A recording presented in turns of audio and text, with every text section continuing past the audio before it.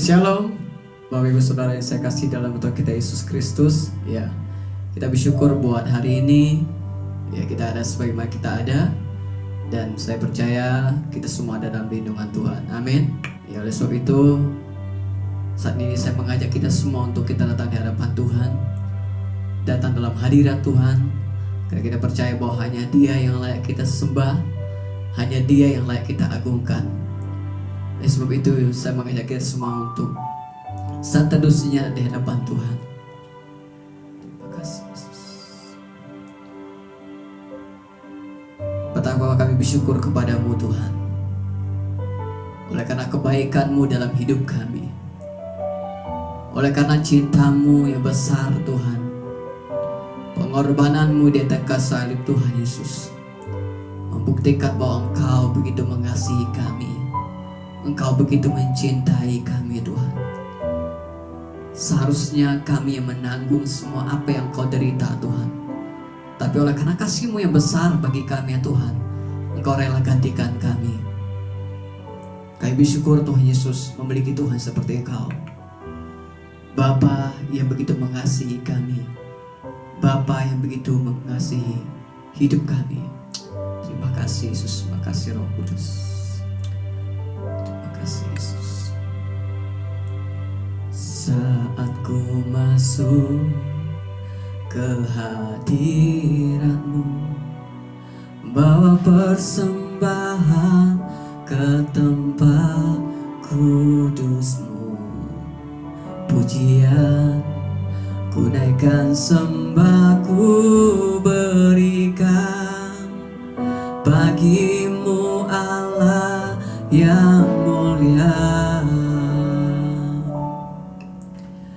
Kau layakkan ku menghampiriku, melihat tahta kemuliaan-Mu Tuhan. Pujian ku naikkan, sembah ku berikan bagi-Mu Allah yang mulia.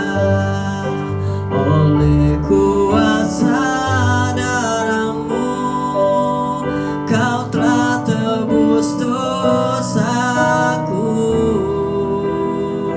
kekudusan-Mu melingkupiku, kasih-Mu mengalir memulihkan hidupku. Sungguh besar anugerah-Mu, Kau selamatkan hidupku. Ku menjadi ciptaan yang baru oleh kuasa darah-Mu.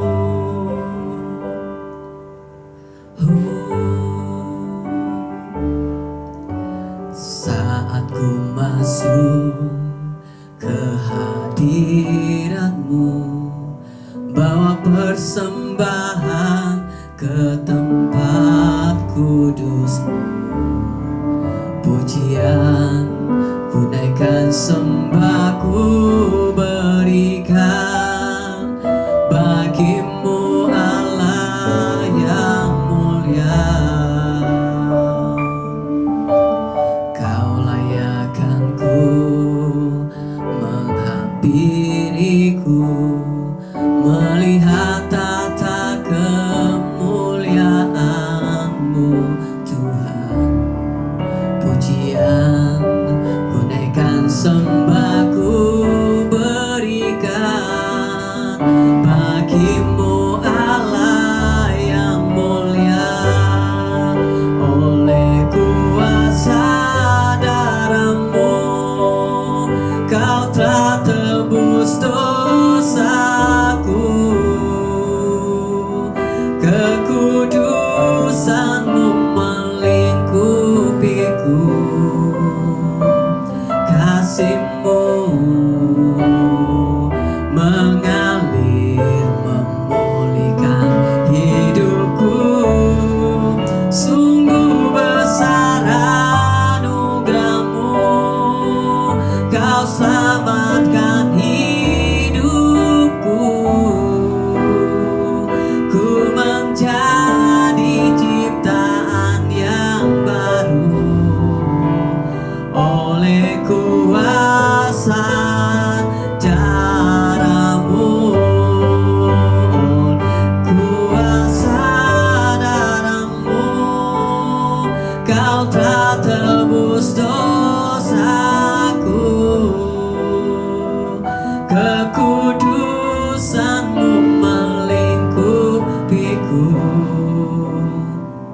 kasih-Mu mengalir memulihkan hidupku.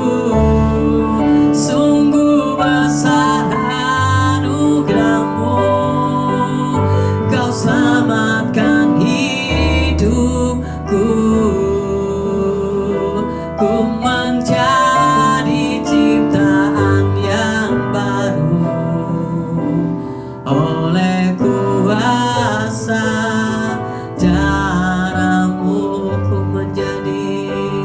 Ku menjadi ciptaan yang baru oleh kuasa darah-Mu.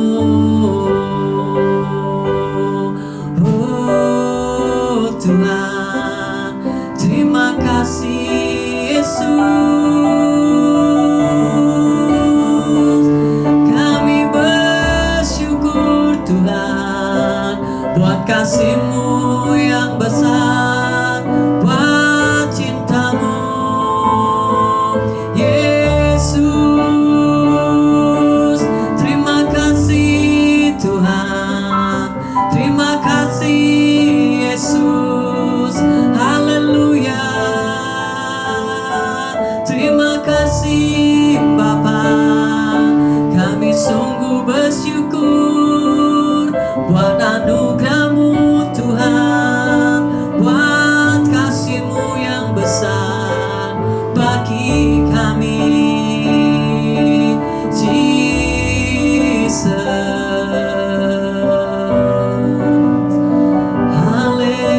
Haleluya, haleluya Tuhan, Kau yang besar, Kau yang ajaib Tuhan. Oh Yesus, karena salib-Mu ku hidup, karena salib-Mu ku menang. Engkau yang berkuasa, sanggup untuk melakukan mujizat-Mu.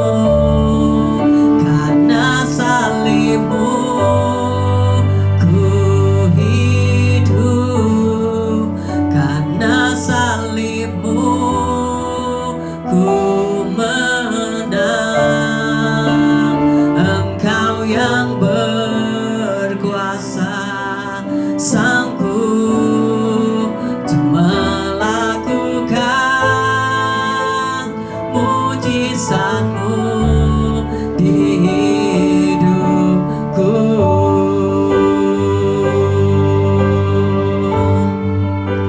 Oh Tuhan,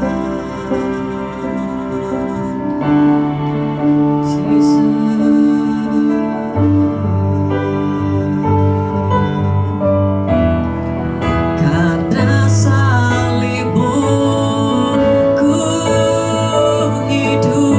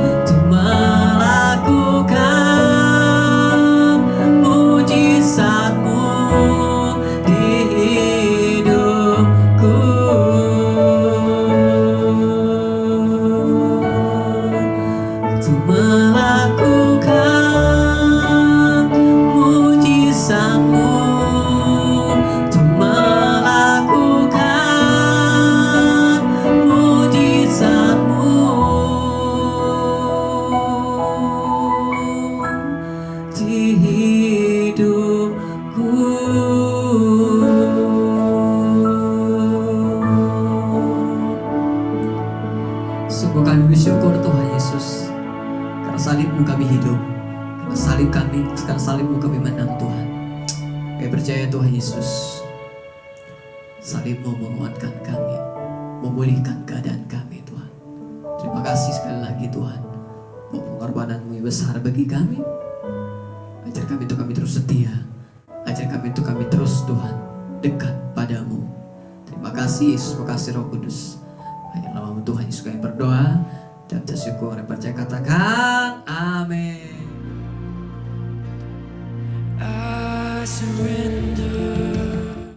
Shalom saudara-saudara, puji Tuhan hari ini kita boleh berkumpul kembali untuk mendengarkan firman Tuhan.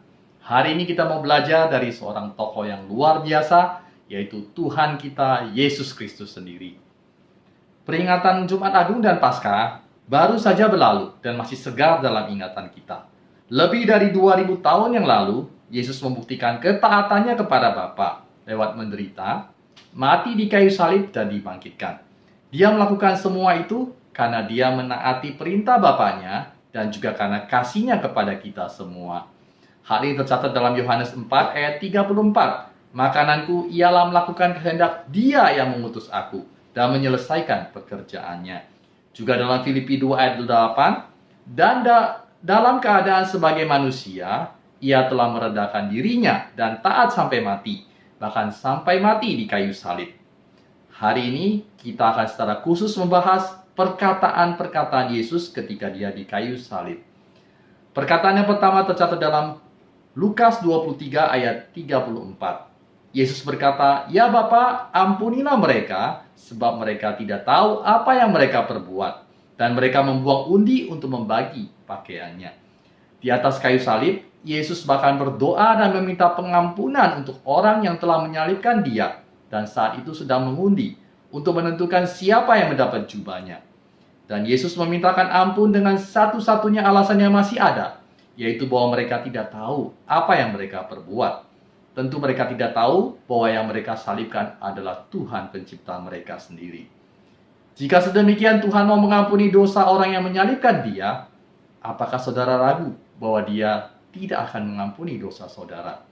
Sebesar apapun dosa saudara, jika saudara datang kepada Yesus dengan permintaan maaf dan pertobatan, maka Dia adalah Tuhan yang setia, dan Dia pasti mengampuni saudara. Bukan hanya itu saja, Dia mau agar setiap kita belajar bahasa yang sama dengan Dia, yaitu bahasa pengampunan, untuk mengampuni orang yang bersalah kepada kita. Perkataan Yesus yang berikutnya tercatat dalam Lukas 23 ayat 42. Lalu Ia berkata, "Yesus, ingatlah akan aku apabila engkau datang sebagai Raja."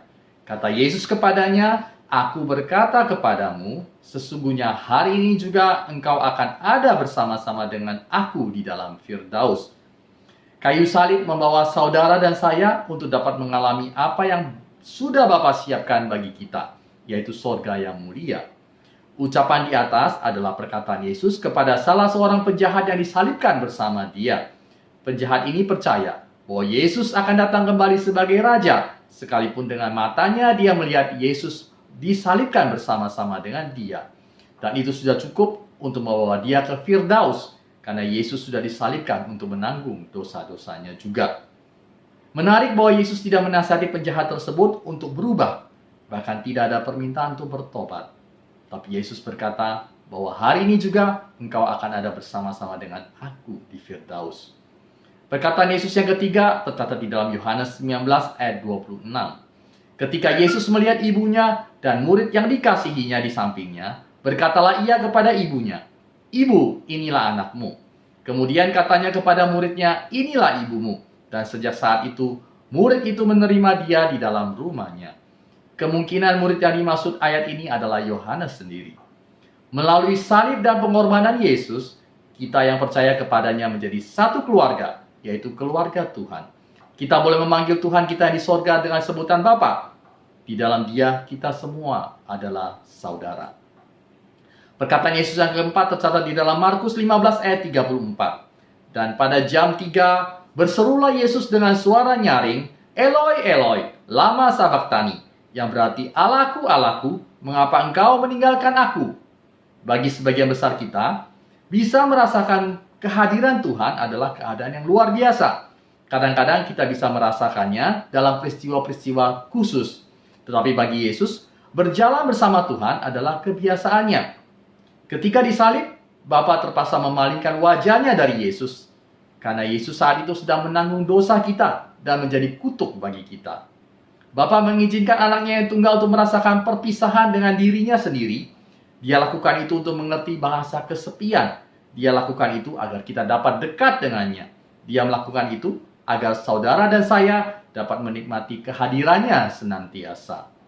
Perkataan Yesus yang kelima tercatat dalam Yohanes 19 ayat 28.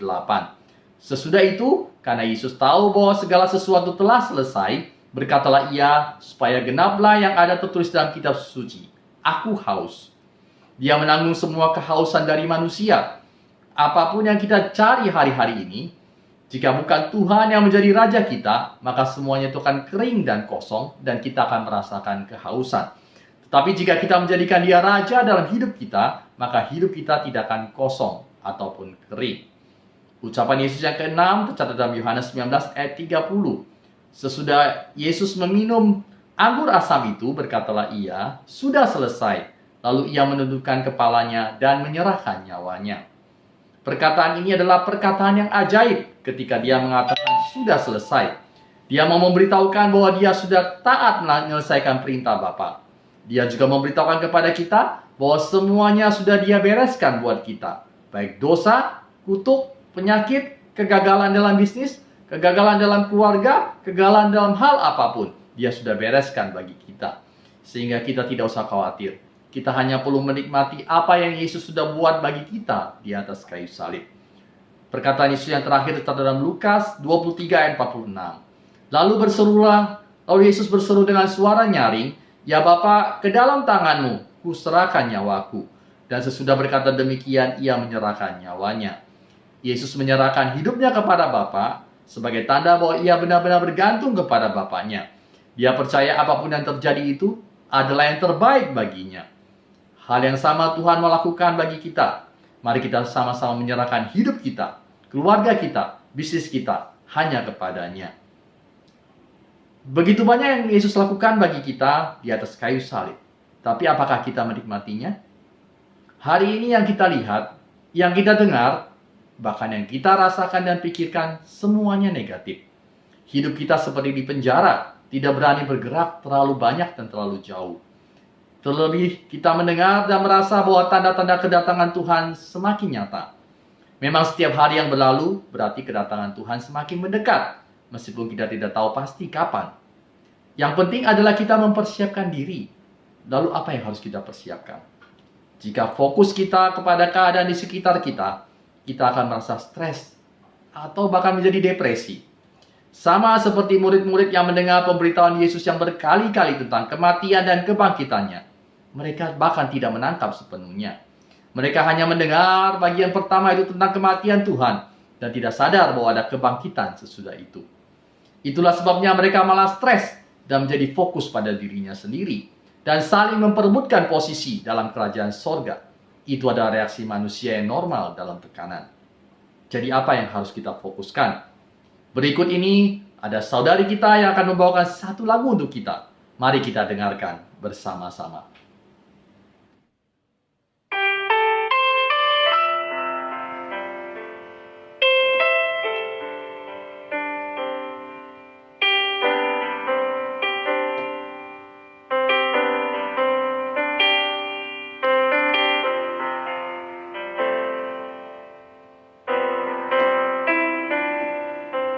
Ingat kasihnya, ingat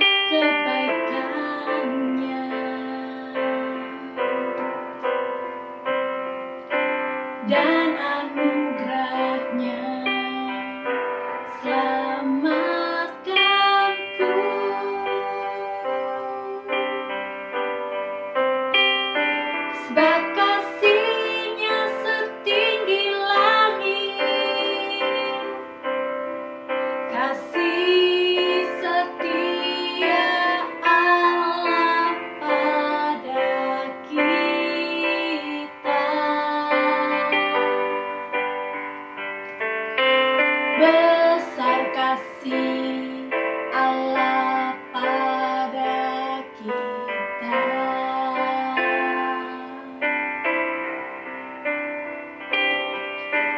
Ku takkan lupa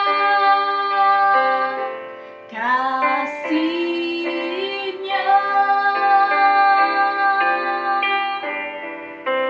Ku takkan lupa anugerah-Nya.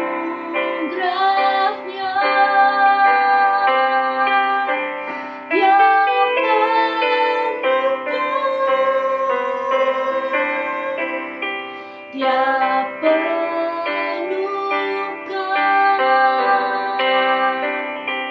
Dia puaskan hasratku.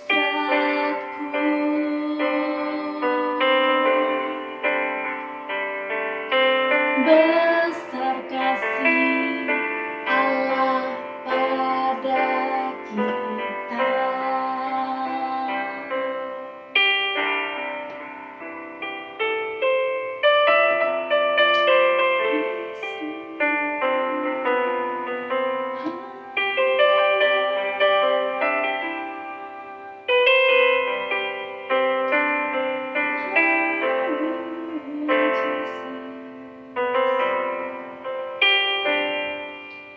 Ingat kasih-Nya,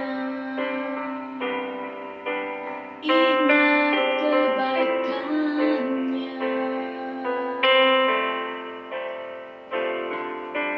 dan anugerah-Nya selamatkanku.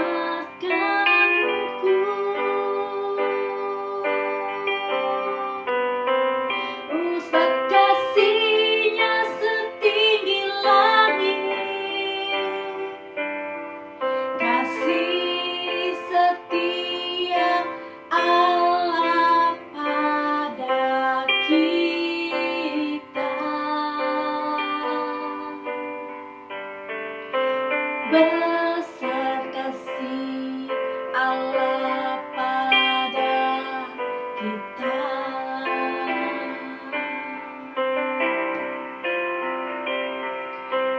Ku takkan lupa kasih-Nya.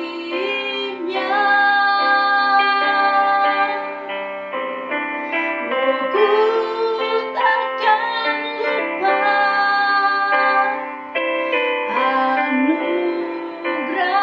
anugerah-Nya. Dia penuhkan, Dia penuhkan, Dia puaskan hasratku.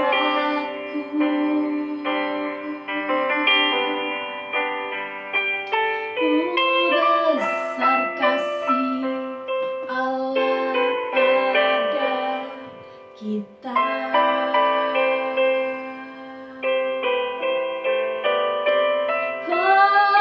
Besar kasih Allah pada kita.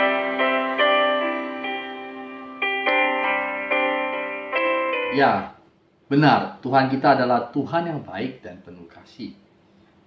Saudara-saudara, Yesus mati di atas kayu salib atas kehendak Bapa sendiri untuk memenuhi keadilan Tuhan, karena dosa kita memang harus dihukum.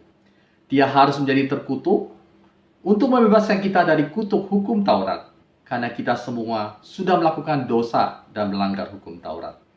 Dan Yesus juga mati di atas kayu salib untuk kita, supaya berkat Abraham dapat sampai kepada kita yang sudah menerima anugerah kebenaran Tuhan.